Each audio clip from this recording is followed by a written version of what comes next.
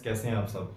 बेटा आज जो हम टॉपिक डिस्कस करने लगे हैं वो है आइसोटॉप एंड देयर मैसेज।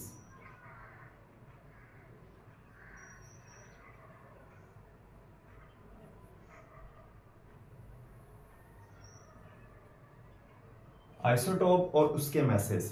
अब बेटा आइसोटॉप क्या होता है, सबसे पहले आप लोगों को इस टॉपिक में इस बारे में पता होना चाहिए कि what is isotope. Short question में आपसे पूछा जाएगा what is isotope and also right it's example. ठीक है, तो आप लोग आइसोटॉप को कैसे डिफाइन करेंगे। आइसोटॉप बेटा ऐसे एटम्स ऑफ द एलिमेंट हैं, आपको पता है एलिमेंट किससे मिलकर बनते हैं, एटम से मिलकर बनते हैं। तो ऐसे atoms of the element that have same atomic number but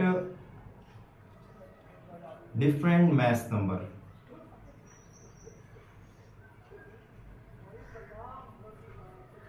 ये दो बातें बस आप लोगों ने बेटा याद रख लेनी है। देखिए ऐसे एटम्स ऑफ द एलिमेंट जिनका एटॉमिक नंबर क्या होगा, सेम होगा, एक जैसा होगा, जबकि उनका मैस नंबर क्या होगा, डिफरेंट होगा। ठीक है, आपके पास डिफरेंट एलिमेंट्स पड़े हुए हैं, डिफरेंट एटम्स पड़े हुए हैं, उन सभी एटम्स का अगर एटॉमिक नंबर एक जैसा है, ठीक है, सभी का एटॉमिक नंबर एक ही है, ठीक है, सेम है, जबकि उनके मैस नंबर डिफरेंट है, तो वो तीनों आपस में, ये जितने भी होंगे वो सारे के सारे क्या कहलाएंगे, आपस में आइसोटॉप्स कहलाएंगे। तो आइसोटॉप क्या होता है बेटा, ऐसे एटम्स होते हैं, ऐसे atoms of the element that have same atomic number but different mass number. अब जैसे बेटा यहाँ पर हम एग्जांपल डिस्कस कर लेते हैं। ठीक है, एग्जांपल डिस्कस करेंगे तो आपको मजीद बेहतर समझ आ जाएगी कि आइसोटॉप्स होते क्या हैं। यहाँ पर बेटा हम एग्जांपल डिस्कस करने लगे हैं हाइड्रोजन। आपको पता है पीरियोडिक टेबल का पहला एलिमेंट है हाइड्रोजन, और इसको हम किस सिंबल से रिप्रेजेंट करते हैं, एच से रिप्रेजेंट करते हैं। और बेटा याद रखना है कि हाइड्रोजन के 3 आइसोटॉप्स हैं। हाइड्रोजन के कितने आइसोटॉप्स हैं बेटा, 3 आइसोटॉप्स हैं। ठीक है, कौन कौन से 3 आइसोटॉप्स हैं बेटा, पहले को हम नाम देते हैं प्रोटियम का, ठीक है, या इसको हाइड्रोजन भी बोलते हैं।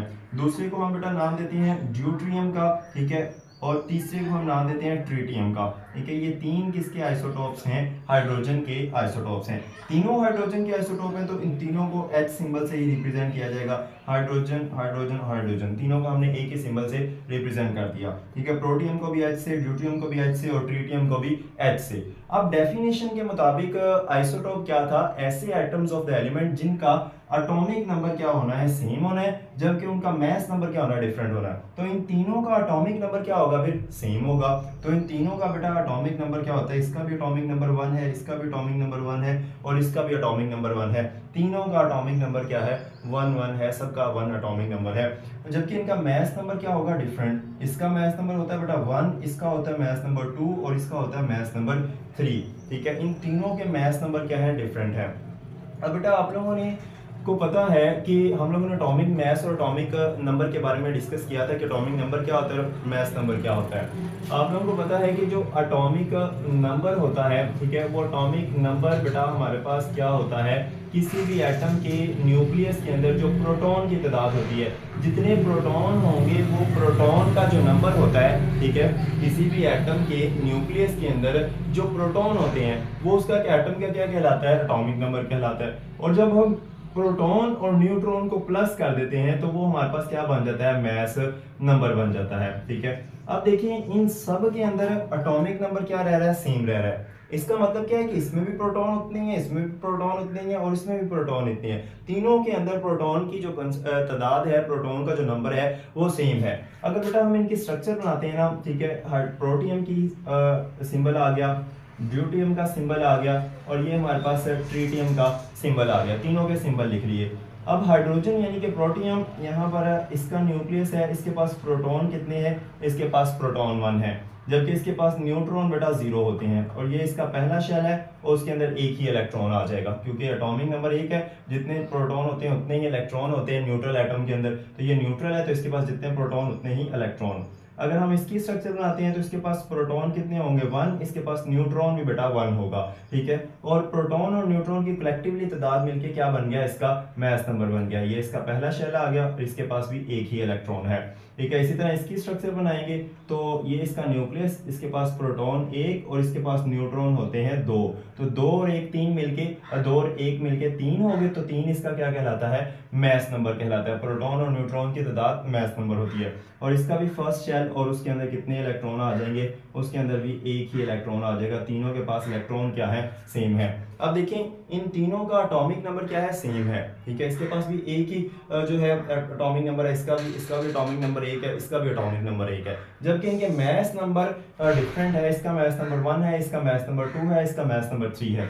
तो ऐसे एटम्स, ठीक है, ऐसे एटम्स जिनका एटॉमिक नंबर क्या होगा, सेम होगा, जबकि उनके मास नंबर आपस में डिफरेंट होंगे, तो वो आपस में क्या कहलाएंगे, आइसोटोप कहलाएंगे।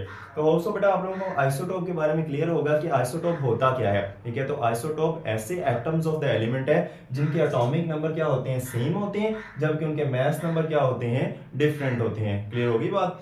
अब देखें तो हम लोग अगर ये बात करें कि जो आइसोटोप होता है उसकी जो फॉर्मेशन है, आइसोटोप का बनना, वो किस चीज के ऊपर डिपेंड कर रहा होता है, नंबर ऑफ न्यूट्रॉन्स के ऊपर। देखिए आप लोग इन तीनों एटम्स के अंदर, इसके अंदर भी प्रोटॉन एक है, इलेक्ट्रॉन एक है, प्रोटॉन एक है, इलेक्ट्रॉन एक है, प्रोटॉन एक है, इलेक्ट्रॉन एक है, लेकिन चेंज किसके अंदर आ रहा है, इसमें न्यूट्रॉन 0 है, इसमें न्यूट्रॉन 1 है, इसमें न्यूट्रॉन 2 है।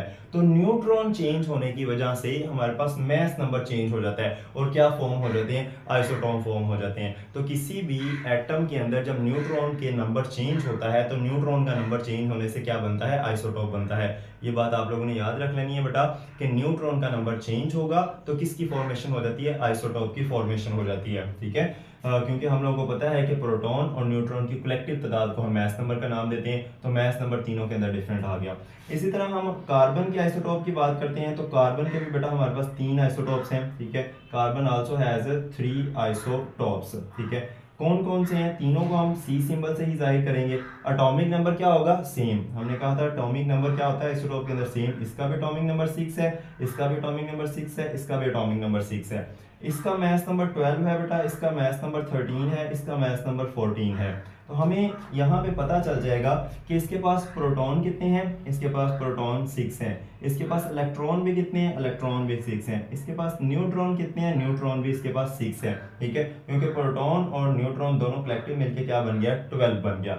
और इसकी अगर हम बात करते हैं तो इसमें प्रोटॉन कितने हैं, प्रोटॉन 6 हैं, इलेक्ट्रॉन कितने हैं, वो भी 6 हैं, जबकि इसके पास न्यूट्रॉन एक एक्स्ट्रा होगा। न्यूट्रॉन कितने हैं, इसके पास 7 और 6 मिलके क्या हो गया, 13 इसका मास नंबर बन गया।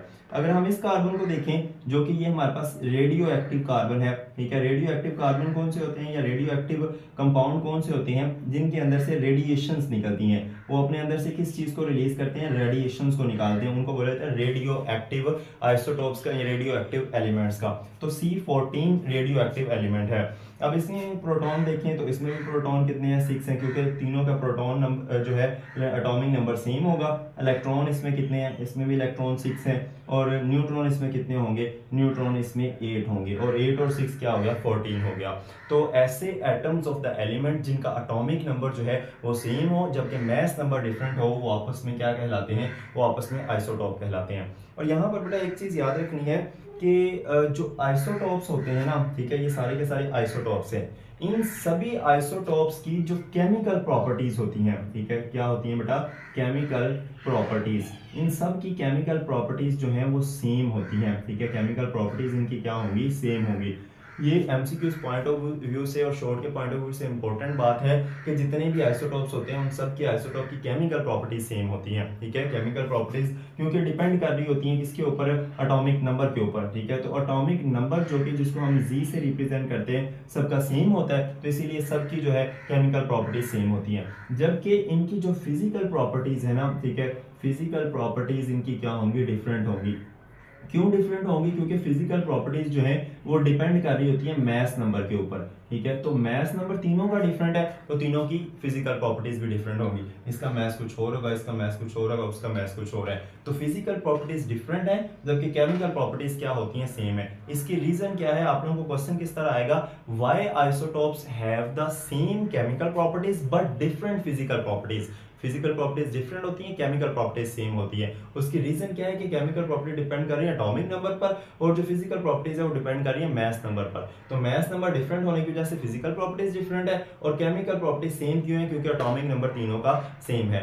और सो आप लोगों को बेटा ये क्लियर हो गया होगा, ठीक है। इसके अलावा अगर आप लोग एक और एग्जांपल देखना चाहें तो क्लोरीन है बेटा, उसके भी हमारे पास दो आइसोटोप्स होते हैं, ठीक है। क्लोरीन Cl से जाहिर करेंगे, 17 atomic number, 17 atomic number same होगा। इसका जो मास नंबर होता है वो 35 होता है, इसका मास नंबर 37 होता है, ठीक है। तो ये इसके दो आइसोटोप हैं। अगर आप लोग यूरेनियम के देखें तो यूरेनियम के भी 3 आइसोटोप्स होते हैं। यूरेनियम तीनों का एटॉमिक नंबर जो है 92 होता है, जबकि मास नंबर 234, 235 और 238 ये 3 यूरेनियम के जो है आइसोटोप्स होते हैं। इसी तरह हमारे पास क्रिप्टॉन के 5 आइसोटोप्स होते हैं, ठीक है। और भी डिफरेंट हमारे पास कंपाउंड्स मौजूद, एलिमेंट्स मौजूद है जिनके आइसोटोप्स होते हैं। और आइसोटोप क्या होता है, कॉन्सेप्ट यही ये जहन में रखना है, जिनका एटॉमिक नंबर सबका क्या होगा, सेम। देखिए इसका भी एटॉमिक नंबर 1 है, इसका भी एटॉमिक नंबर 1 है, इसका भी 1 है, इसका भी एटॉमिक नंबर 6 है, इसका भी 6 है, इसका भी 6 है, ठीक है। एटॉमिक नंबर सेम रह रहे हैं आइसोटोप्स के अंदर। इसका मास नंबर 1, इसका 2, इसका 3, मास नंबर डिफरेंट हो गए। इसमें देखें तो mass number 12, 13, 14, mass number different, atomic number same. जब mass number different, atomic number same हो जाएंगे तो वो एलिमेंट्स आपस में क्या कहलाएंगे, आइसोटोप्स कहलाएंगे। थैंक यू बेटा। इसमें कोई क्वेश्चन हो तो आप लोग मुझसे पूछ सकते हैं कमेंट सेक्शन में। अल्लाह हाफिज़।